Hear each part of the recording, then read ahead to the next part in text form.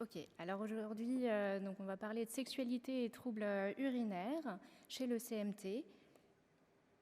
Ok, alors j'avais pas trop envie de commencer les deux pieds dans le plat avec une première diapositive sur la sexualité, alors j'ai fait juste une petite introduction, qui vous apprend pas grand-chose, mais qui permet aussi de replacer un petit peu le cadre sur la maladie de la CMT et des possibles raisons pour lesquelles on peut avoir des troubles sexuels et des troubles urinaires dans la pathologie de CMT. Donc c'est une neuropathie périphérique, héréditaire, et surtout, ce qui est important de savoir, c'est que en fait, il y a une variabilité très importante due aux différentes mutations, et donc on n'a pas forcément un pattern très spécifique de ces troubles.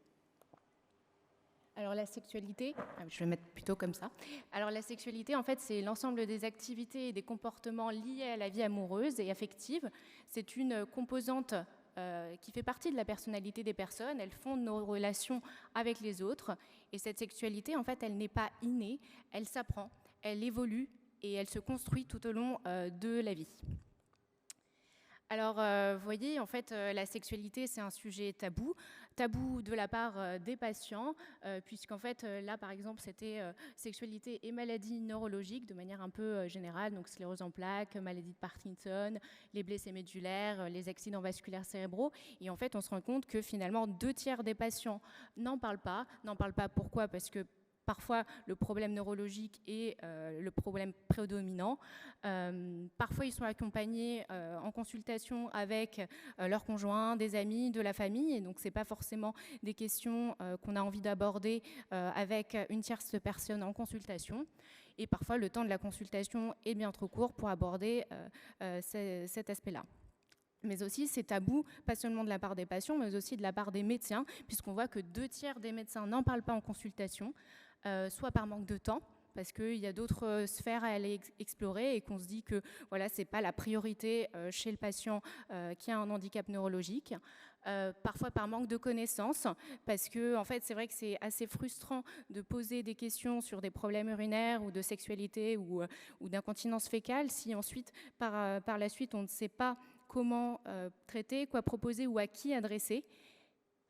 C'est aussi un sujet qui est assez difficile à aborder en consultation. Moi, quand j'ai commencé à travailler en neurourologie, c'est vrai que c'était des questions, enfin voilà, quand j'arrivais à la question, bon alors, comment c'est sur le plan de la vie intime, j'étais toujours un peu gênée. Voilà. Mais pourtant, il y a quand même 3 à 5 fois plus de dysfonctions sexuelles dans les pathologies neurologiques par rapport à la population générale. Donc c'est quand même un sujet qui est important. Alors, c'est vrai qu'en fait, il y a la loi de 2005 qui prône l'égalité, le droit et des chances pour les patients handicapés, mais dans cette loi, en fait, n'était pas forcément inclus le droit à la sexualité. Enfin, c'était pas clairement exprimé. Est-ce que ces personnes handicapées avaient le droit à la vie de couple, avaient le droit d'avoir une vie sexuelle dans le couple, que ce soit la sexualité en tant que sexualité plaisir, mais aussi pour la procréation. Et j'ai trouvé cette étude assez intéressante en fait, qui a été réalisée en 2006 et 2016. Donc ça a été coordonné par l'Association des paralysies de France, où en fait ils ont fait un sondage auprès de la population générale française. Et en fait, en 2006, 61% des Français pensaient que les personnes en situation de handicap n'avaient pas de vie sexuelle. 87% pensaient que vivre en couple avec une personne avec un handicap nécessitait du courage. Et 36% des Français interrogés pensaient que les personnes en situation de handicap pouvaient avoir une vie sentimentale, donc ce qui faisait assez peu. Et finalement, on voit qu'en 10 ans, les modalités, elles ont évolué.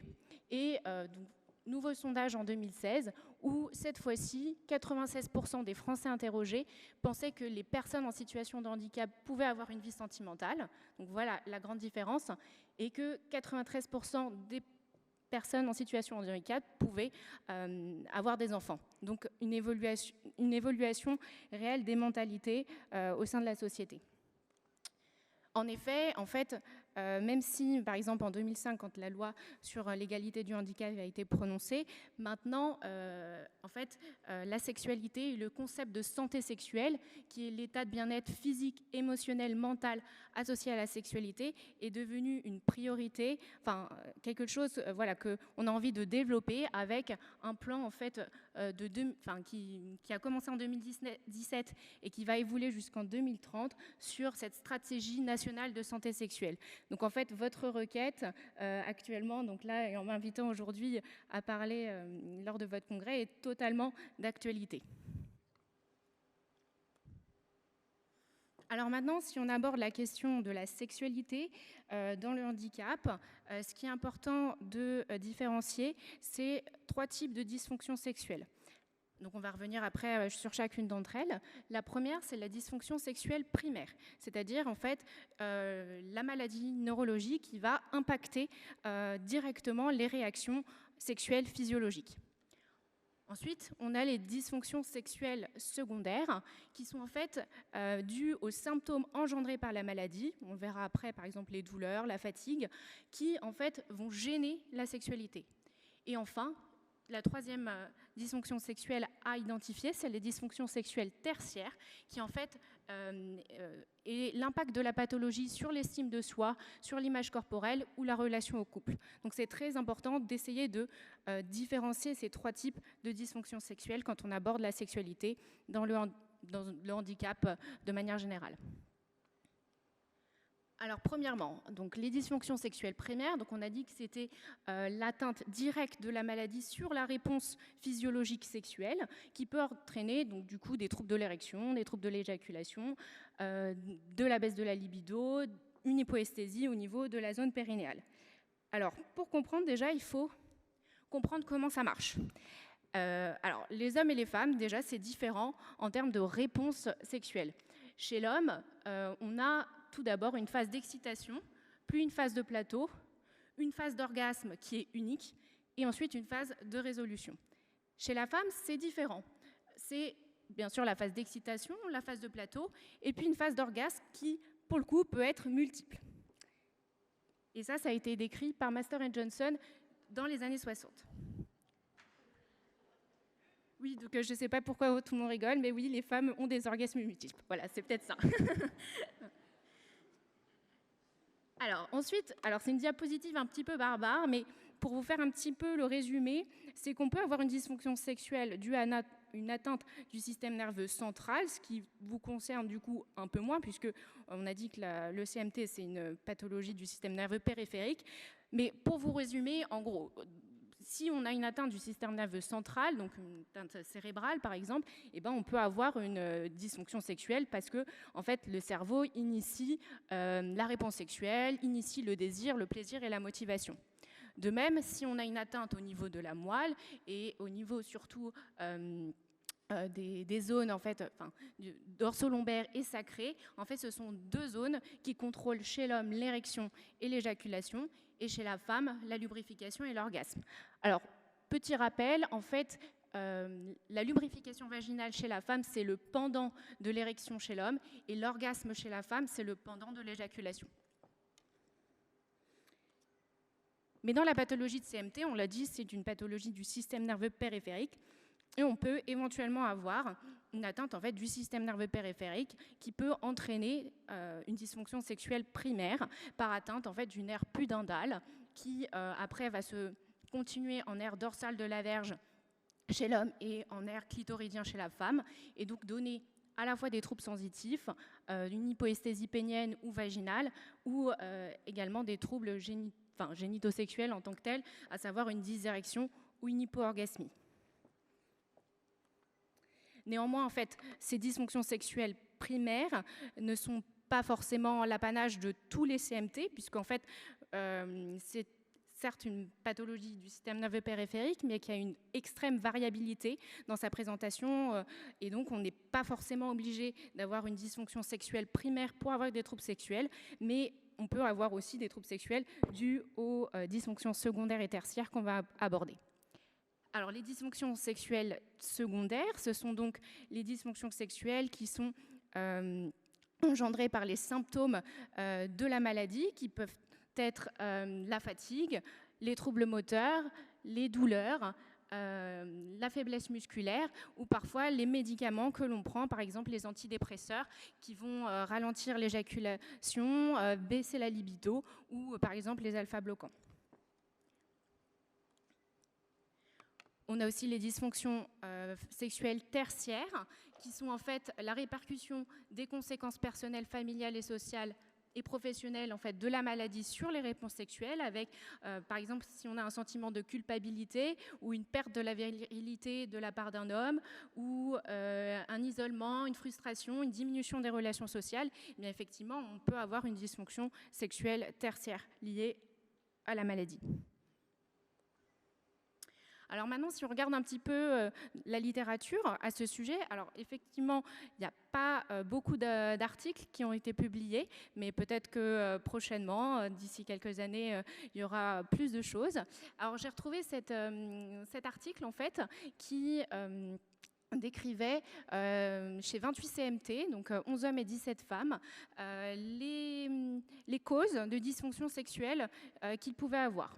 Tout en sachant que voilà, dans ce questionnaire, enfin, dans ces entretiens informels, les troubles sexuels étaient considérés comme impactant leur qualité de vie. Et ce qui a été retrouvé, c'est que les causes de troubles sexuels chez ces patients étaient dues à l'atteinte motrice et l'atteinte sensitive, donc finalement des dysfonctions sexuelles secondaires, et puis pas mal de facteurs on dirait psychologiques, mais qui sont en fait des dysfonctions sexuelles tertiaires, comme la peur d'aller vers les autres, le repli sur soi, la mauvaise estime de soi, la différence, le fait que la maladie de CMT se développe dans les 2 premières décennies de vie et donc du coup, en fait, le début est assez précoce et donc finalement la sexualité, on l'a dit, c'est pas quelque chose d'inné, c'est quelque chose qui s'apprend et finalement, elle intervient au moment où on commence à avoir les premières relations avec les autres, les relations sexuelles, etc.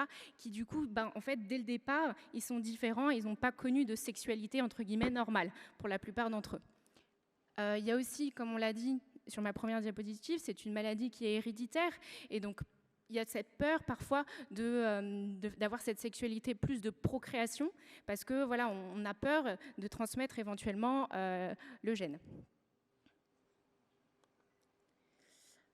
Ensuite, j'ai regardé un petit peu ce qui était décrit voilà, comme troubles dans la littérature.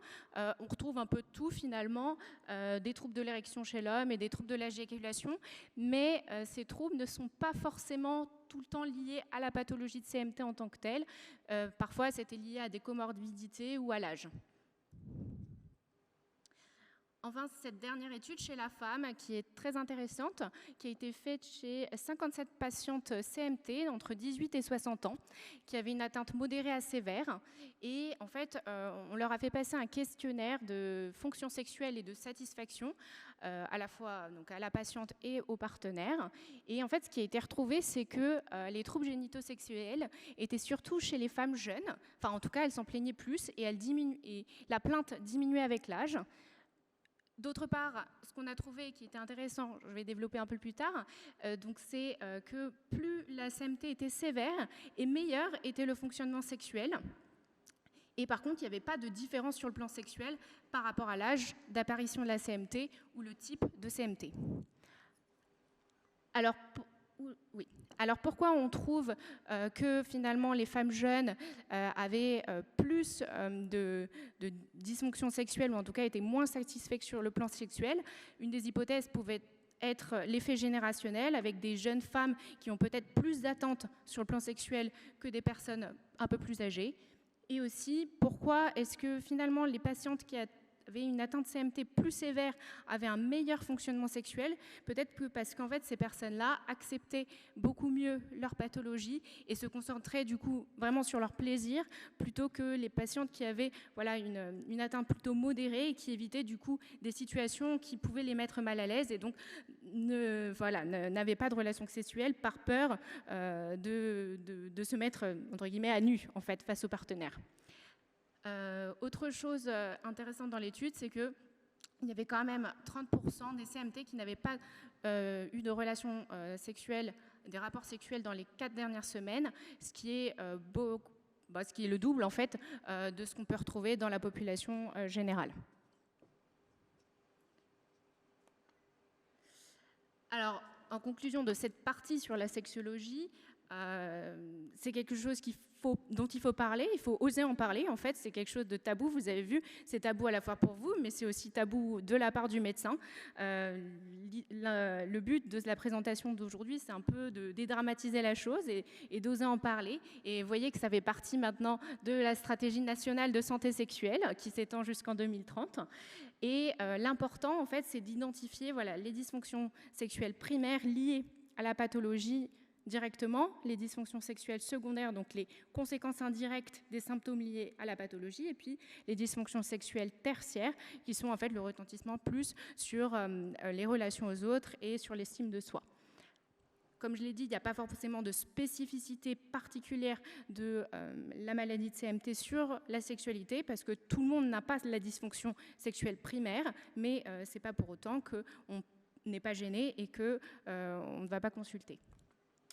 Alors la prise en charge sexologique, c'est surtout, en fait, il y a 3 axes. C'est surtout, en premier, de l'information et de l'éducation sexuelle, avec un apprentissage d'une meilleure connaissance de son anatomie, d'une meilleure prise de conscience au niveau de son périnée, de comprendre le cycle en fait, de la réponse sexuelle, d'identifier pour chacun et de manière personnalisée les 3 différents types de dysfonctions sexuelles pour avoir des axes en fait, de prise en charge.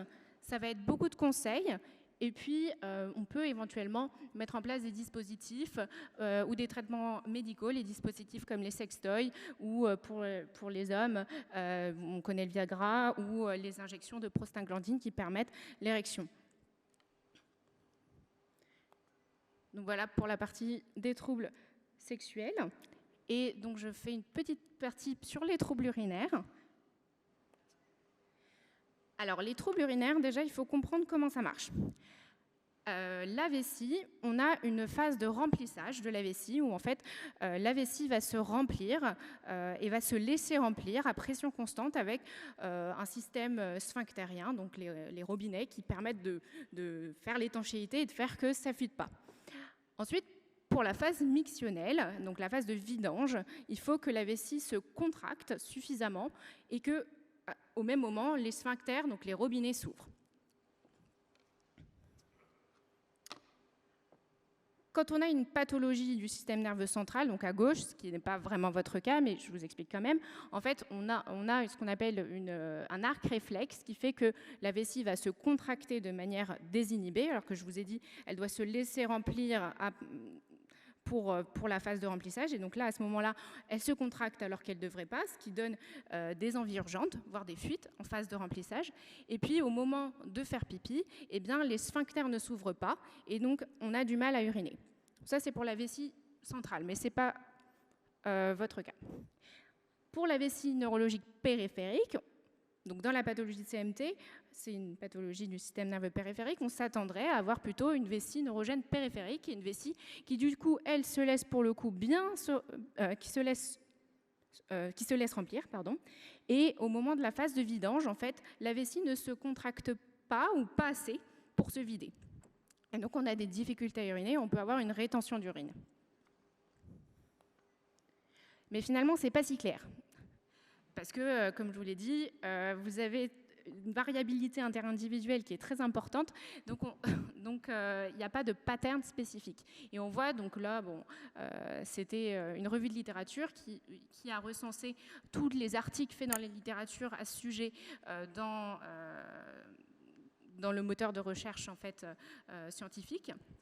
Et finalement, donc l'étude la plus intéressante était celle-ci sur 58 patients CMT qui étaient comparés à des patients sains. Et en fait, finalement, on voit que la composante que je vous disais de vessie périphérique, donc des difficultés à uriner et des rétentions d'urine, n'était pas prépondérant et qu'on avait aussi des vessies qui avaient des fuites et des urgences, comme on pourrait avoir dans une vessie centrale.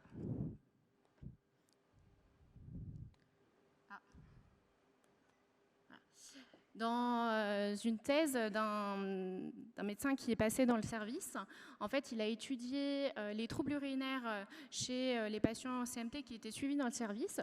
Finalement, vous voyez que la composante dysurie, donc difficulté à uriner, bon, certes, représentait 86% des patients, mais finalement, la composante hyperactivité de la vessie, qui était plutôt l'apanage de la vessie neurologique centrale, était quand même présente à 50%.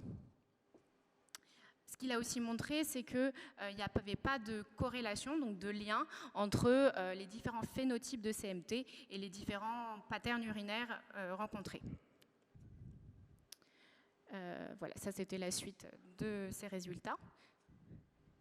Et vous voyez, il y a une autre étude qui, pareil, retrouvait sur 7 patients CMT, 5 qui avaient une dysurie, donc une difficulté à uriner, 3 qui avaient une incontinence et 2 avec des infections urinaires à répétition. Donc finalement, des résultats très hétérogènes.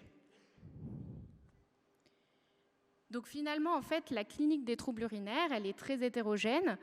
Physiopathologiquement, il n'y a pas forcément de lien avec la maladie de CMT. Parfois, il peut y en avoir, mais ce n'est pas forcément toujours le cas.